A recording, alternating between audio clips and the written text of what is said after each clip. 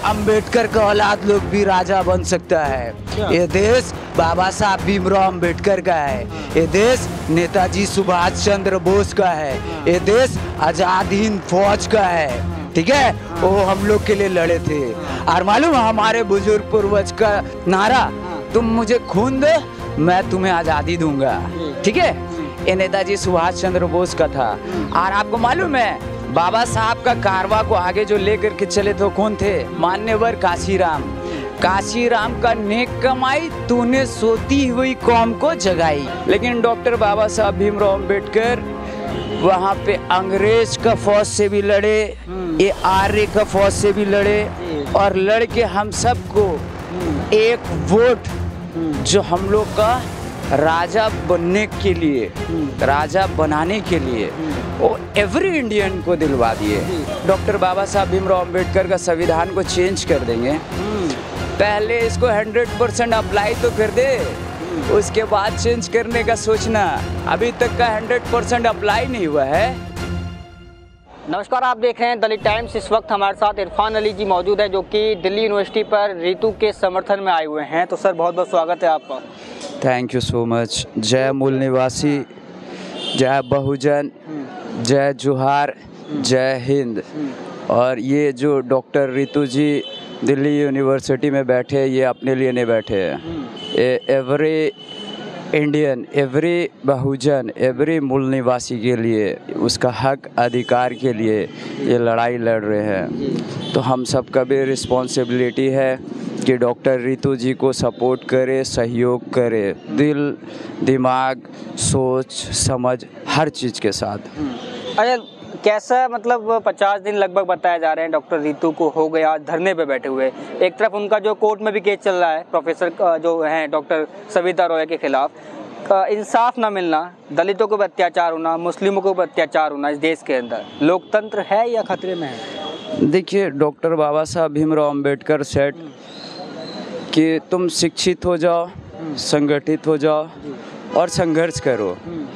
तो you know, education is the most important thing. If you are educated, then they will ask the question. That was they will not provide good education. इन लोगों को पता है अगर ये शिक्षा इसको दे दिया जाए और ये शिक्षित हो जाए तो फिर ये सवाल पूछेगा, ये हक मांगेगा। इसीलिए इसको शिक्षा से वंचित रखो। आज जो डॉक्टर रितु जी है, इनका साथ क्या मसला है? वेल एडुकेटेड है, वेल एडुकेटेड। तो ये शिक्षा जो है आज इनको मजबूर कर दिया बोलने पे।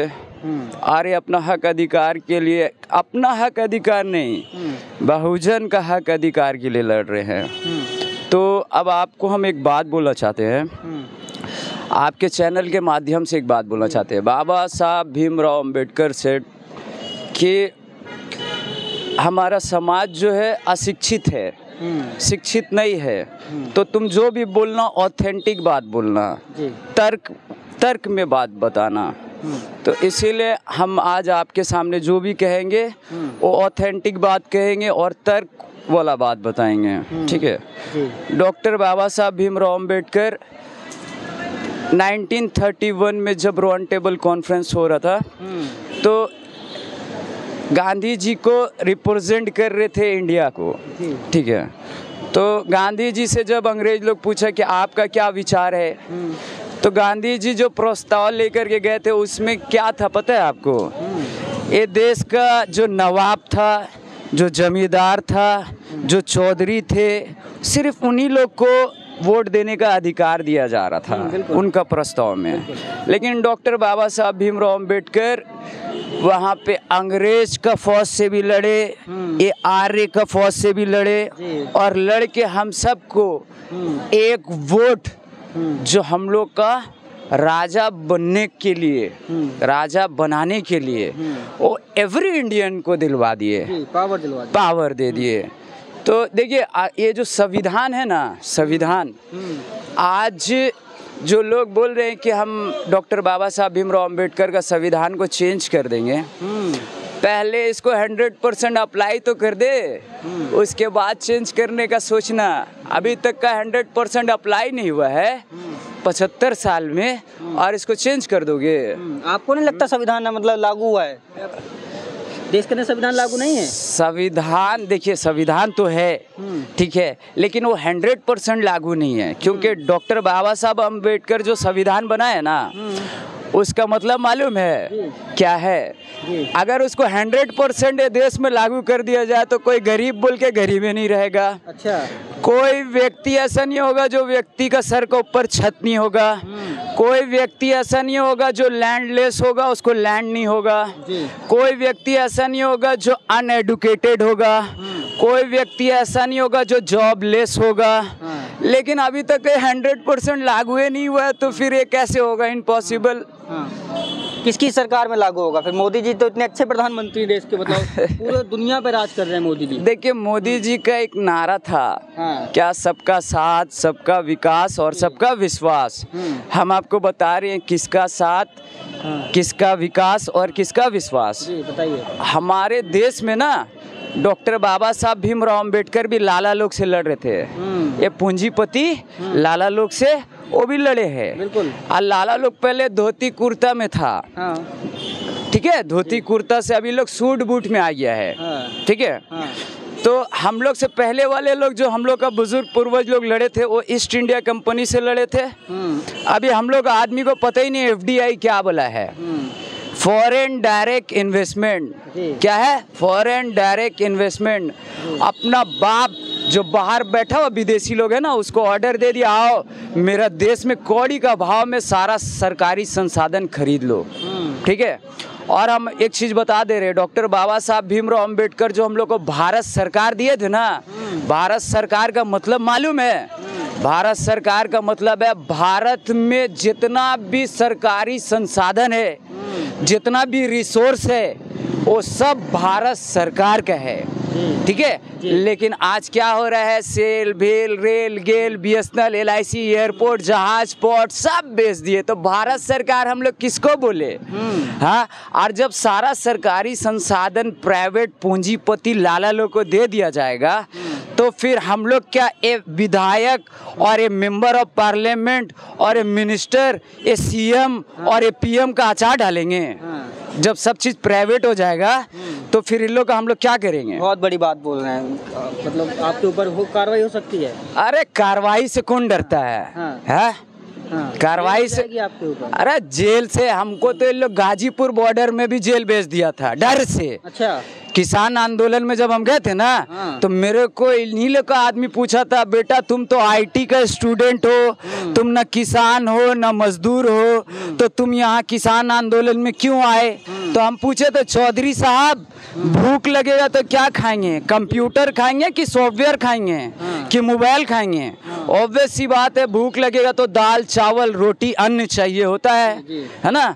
तो आप ये मत बोलिए किसान आंदोलन है, ये हर एक भारतीय का आंदोलन है जो अन्न खाता है, ठीक है। तो देखिए, ये बात तो हम आपको एक बात बताना चाहते हैं कि डॉक्टर बाबा साहब भीमराव अम्बेडकर ना, उस टाइम हम लोग को लड़ के हक अधिकार दिला दिए ना, जब ना ये देश में ब्रिटिश एम्पायर का हुकूमत चल रहा था, ठीक है। और एक तरफ आर्य का फौज था, आर्य। ये मुगल लोग से भी पहले आया, हिस्ट्री में लिखा हुआ है, आर्य लोग जो है मुगल लोग से भी पहले हिंद भारत इंडिया में आया है, ठीक है। और सुन लीजिए, दोनों से लड़के बाबा साहब हम लोग का हक अधिकार दिला दिए। और आज अगर हम लोग अगर हक अधिकार को नहीं बचा पाए तो ऐसा जिंदगी से 1000 बार मौत अच्छा। हम लोग को मौत से नहीं डराने का, हम लोग का जिंदगी मौत का बाद शुरू होता है, ठीक है। हम लोग का जिंदगी किसका बाद शुरू होता है? मौत का बाद। ये बताइए कि उस टाइम पे बाबा साहब थे, अंग्रेजों से भी लड़ लिए, मुगलों से भी लड़ लिया, बोल रहे हैं, मतलब जो भी राज थे आर्य लोग से। तो अब किसका मतलब आना चाहिए, मतलब किसको देखते हैं कि अब वो मोदी जी से लड़ पाएंगे?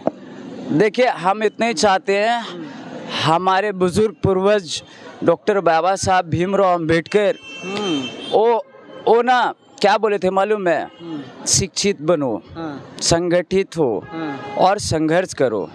तो हम अल्हम्दुलिल्लाह अल्हम्दुलिल्लाह अल्हम्दुलिल्लाह आज हम लोग शिक्षित भी हो गए, संगठित भी हो गए और संघर्ष भी कर रहे हैं। तो हम सबसे पहले एक बात कहना चाहते हैं कि हमारे देश का जो मूल निवासी बहुजन आज़ाद आजाद कौन मालूम? हाँ। आजाद समाज पार्टी, अच्छा। जो चंद्रशेखर आजाद भाईजान है, हाँ। ठीक है ना, वो हम लोग के लिए संघर्ष कर रहे हैं। हाँ। तो हम एक बात बोलना चाहते हैं कि हम लोग का आज संगठन का गिनती नहीं है। आप एग्जैक्ट गिन करके नहीं बता सकते हैं कि बहुजन मूल निवासी का कितना सारा संगठन है। आपको बाम सेफ के बारे में मालूम है? बीएमपी, हाँ, भारत मुक्ति मोर्चा, ठीक है। और अब बीएसपी को तो जाने रहे हैं, हाँ। 4 बार हम लोग का मुख्यमंत्री रही है, हाँ। बसपा की बहन कुमारी मायावती, हाँ। ठीक है। तो हमरा एक दिल का चाहत है, हाँ। और हम ये चाहते हैं कि जितना भी मूल निवासी बहुजन का पार्टी है, वो सबको एक प्लेटफॉर्म में आना होगा 24 में। एक प्लेटफॉर्म में आ करके सबको एक आवाज में बोलना होगा, ये लड़ाई किसका है? मूल निवासी बहुजन का है। बहुजन। हम आपको एक बात बताना चाहते हैं, ये देश में अगर सावरकर का औलाद लोग हुकूमत कर सकता है, राजा बन सकता है, तो अंबेडकर का औलाद लोग भी राजा बन सकता है। ये देश बाबा साहब भीमराव अंबेडकर का है। ये देश नेताजी सुभाष चंद्र बोस का है। ये देश आजाद हिंद फौज का है, ठीक है। वो हम लोग के लिए लड़े थे। और मालूम हमारे बुजुर्ग पूर्वज का जो ये था, क्या मालूम नारा? तुम मुझे खून दो, मैं तुम्हें आज़ादी दूंगा, ठीक है। ये नेताजी सुभाष चंद्र बोस का था। और आपको मालूम है बाबा साहब का कारवा को आगे जो लेकर के चले थे, कौन थे? मान्यवर काशीराम। काशीराम का नेक कमाई तूने सोती हुई कौम को जगाई। अब प्रधानमंत्री किसको बना रहे हैं फिर आप? बहुजन। बहुजन में एक नाम, किसी एक नाम बताओ। कोई भी XYZ कोई भी बनेगा, मूल निवासी बहुजन बनेगा। और हम चाहते हैं कि देश का नेता हमारा भाई चंद्रशेखर आजाद, जो हर मोर्चा में हम लोग का साथ खड़े हैं। रावण को प्रधानमंत्री बनाएंगे? रावण किस बात का रावण? रावण का मतलब मालूम है? नाम दे दिया उनको। रावण, सुनिए, रावण भी ना माँ सीता, जिसको ये लोग सीता भगवान बोलते हैं ना, उनको टच भी नहीं किया था।